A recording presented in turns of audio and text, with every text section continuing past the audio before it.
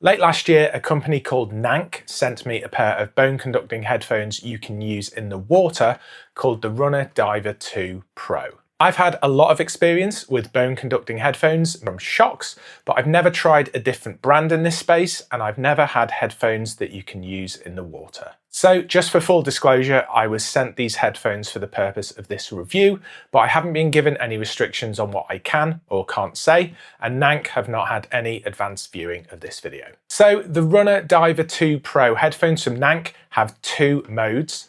Bluetooth mode, which is what you would typically expect from a wireless pair of headphones. But for these to work in the water, where Bluetooth doesn't, they also have an MP3 mode. In this mode, you can load up to 32 gig of audio, be that music, podcasts or audiobooks, directly onto the headphones to have an uninterrupted audio experience in the water. Out of the water, and in my more typical use case for running, I was pleasantly surprised at the quality of the audio of these Nank headphones. To my ears, I would say that the audio quality is better on the Nank Runner Diver2 Pro than on the bone conduction only OpenRun and OpenRun Pro 1 from Shokz. However, it is not as good as the bone and air conduction hybrid top-end model from Shokz, the OpenRun Pro 2. For me, the audio feels more rounded than on the OpenRun and OpenRun Pro 1. The bass sounds better on the Runner Diver2 Pro. You do still get some of that classic bone conducting vibration in the bass frequencies, but I found myself getting used to that and forgetting about it after a while. Compared to the top of the line Shokz OpenRun Pro 2, air and bone conduction hybrid headphones, the sound feels more compressed on the Nank Runner Diver2 Pro, but I think that is just a general limitation of bone conduction only technology more generally. The Nank headphones do have an interesting feature that I haven't seen on bone conducting headphones before, and that is the ability to be able to angle the driver more into the ear. Nank describes this as being noise cancellation mode, but being completely honest, I found them to be quite uncomfortable when angled into the ear, and I wouldn't describe this as being noise cancelling. However, I think the audio quality does sound better in this orientation. There is definitely more clarity in the treble and the mid frequencies, but you do lose some of the bass, partly I would assume as a result of them not being as pressed up against your TM joint. You do lose a bit of the transparency, hence why Nank probably refer to this as noise cancellation, but for me, I just stuck to them in the more normal position for longer term comfort. Next, on to how these perform in the water. I used these a few times in a swimming pool on a recent active holiday, sometimes just swimming and sometimes while taking part in an aquathlon or a triathlon, and honestly, this is where these headphones were just a joy to use. To be able to use this mode, first you need to get music onto the headphones. To do this, you simply connect the headphones to your computer using the charging and sync cable.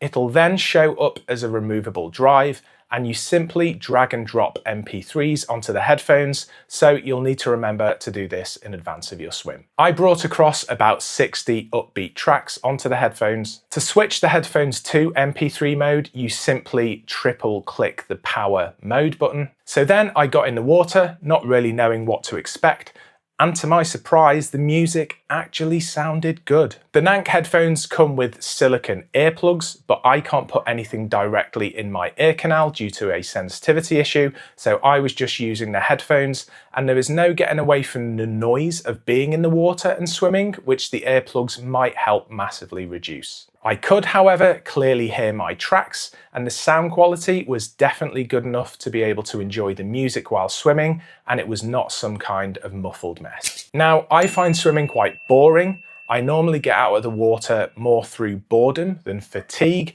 but being able to listen to music or podcasts might just make me stay in the water for longer in future. As I've just said, I used these during some aquathlon and triathlons and just relied on the stored music on the headphones. This also meant I saved quite significant time in transition between the swim, the bike and the run, just leaving the headphones on the whole way through, so they get a big tick there. Overall, I found the battery life to be a pretty respectable 7 hours and 45 minutes, with the volume cranked up quite high. Nank claim 10 hours battery life, but I'm sure this is with a more medium volume, but I found just under 8 hours perfectly adequate. I personally don't particularly care about the quality of microphones on headphones, but for those of you who find that aspect important, here is a sample of the microphone on the Nank Runner Diver2 Pro. This is a microphone test from the Nank Runner Diver2 Pro. Okay, so just quickly to talk about a few things that I didn't like in my experience with the Nank Runner Diver2 Pro.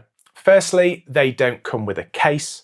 I actually ended up using an old Aftershokz Aeropex silicone case, which they fitted in fine, but I think they really should come with a case. Also, the charge sync cable just isn't very good. The magnets on it are so weak that you just have to hope that it won't become detached. I usually hang this type of headphone over a charging brick while they charge, but these just detach straight away.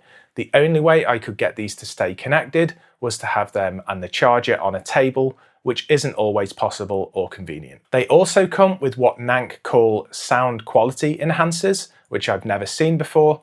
I tried them, tried to work out what they actually did.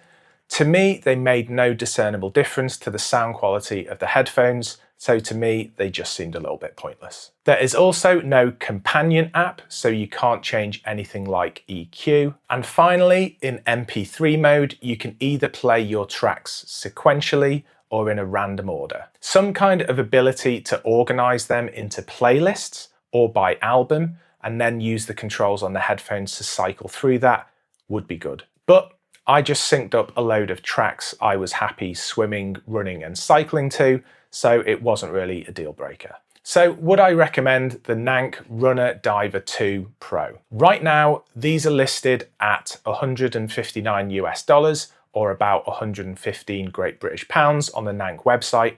If you use my code, RUNSDJ, at checkout, these are discounted to about $115 or about 81 British pounds, and I think that does include free shipping in some regions. That puts them in the price ballpark of the entry-level Shokz OpenRun products and around half the price of the Shokz model that you can use in the water, the OpenSwim Pro, which are £169 here in the UK. I think for that price, if you're looking for some audio accompaniment in the water, or if you just want to have the option of being able to run, cycle, or just use them in the gym without having to carry another device with these, I think these would be a great choice. I also think they are really worth a look if you are a triathlete. There are links down in the description if you are interested in buying the Nank Runner Diver Pro 2. Thanks to Nank for sending them over for me to review. Remember to like and subscribe for more reviews and running content, and I'll see you next time. See ya.